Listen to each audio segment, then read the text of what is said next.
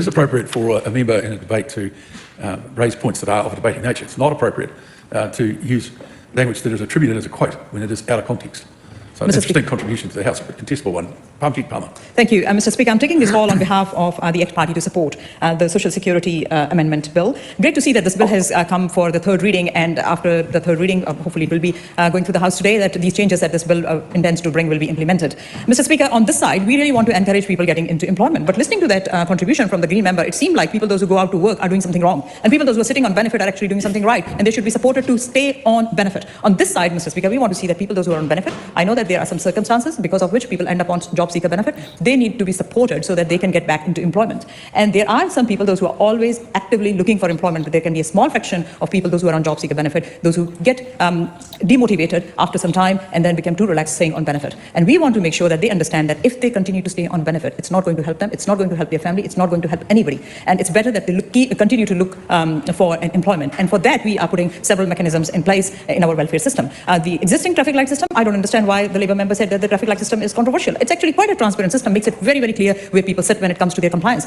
And the other thing that the Green member, I think, has missed seeing is this, that it's only, these sanctions are only for people, those who are not complying. If people are complying, there are no sanctions. So if they don't comply, their first obligation, if they miss that, then there is this money management sanction, which the ACT Party campaigned on. And we're really happy to see that this is being implemented through this legislation. 50% of their funds will be put on a card. They will be able to use this money for essential goods. So it's a non-financial sanction. So money is still there, but it's the form that they get money in is going to be different. Community work. How could a member criticize the requirement of community work? This is just 5 hours per week for 4 weeks. Community work will give these members the opportunity, those who are on job seeker benefit, these people the opportunity to go out and interact with different organizations, meet with different people, and maybe that is how they will find their new opportunity, their new job. Upskilling.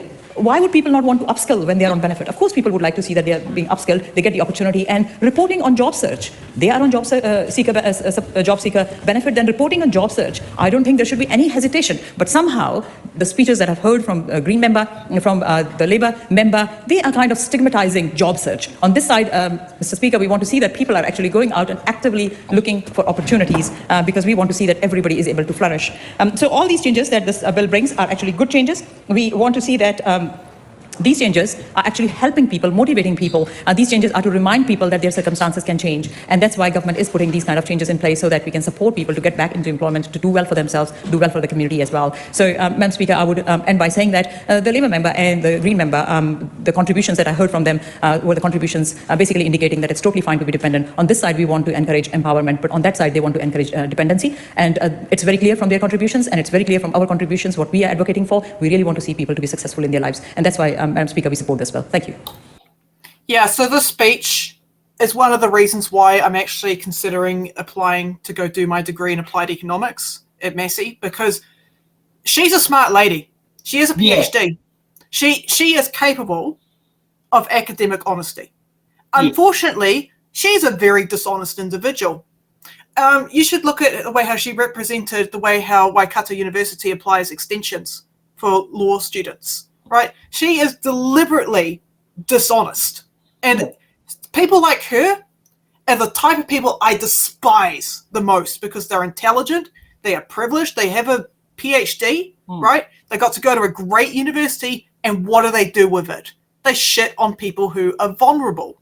Yeah. They don't lift people up with that knowledge. I recently went to a Massey University graduation with all the science students, a couple of PhDs in there.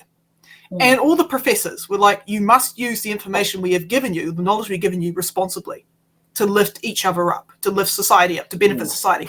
What is Parmjeet Parmar doing? She's bashing beneficiaries.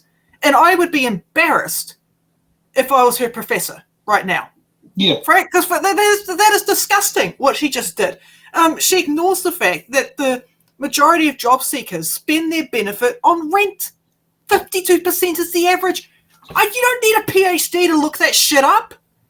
Yeah, but I mean, it seems to be a very vibes-based approach. Like, I gave this title to Brooke Van Vel, the minister with all the theory and none of the practical. Well, Parmjeet Parmar, I think you deserve title of the undersecretary to the minister of all the theory and none of the practical. Because it's just you're like, here's the thing is, you're criticising Ricardo for mentioning the reality. In theory, no one should be wrongly sanctioned. But guess what? It happens, and it happens a lot. You know, in theory, you know, things shouldn't go wrong. In practice, it goes wrong a lot.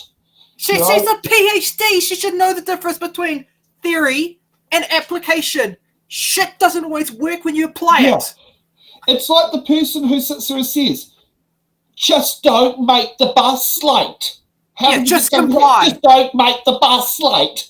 You know, put it this way, Parmjeet Parmar, what happens if a person is wrongly sanctioned? Just don't just turn up to your appointments. What happens if one's failed to tell you to not turn up to it? Just don't turn up to the appointments. Parmjeet Parmar, has your brain disconnected very much? Just don't turn up to the appointments. Look, listen, I know getting a PhD is very taxing, but it shouldn't be that taxing on your brain to the point that it turns into melted plastic. Like, what the actual fuck did I just listen to? Yeah. Oh, it is really sad. Yeah, you're so right. It's really see such great intelligence wasted. It's just so. I'm just boggling. I'm just like, what the fuck? I would get if I presented that in my accounting course, right, and gave the exact same reasons that she did. I would get a fucking F, and then I'd be kicked in the ass and told, maybe accounting is not for you, or studying economics is not for you. Yeah. That's how bad this is. She just ignored everything. Like, all the stats are available. You don't have to search very hard. Yeah.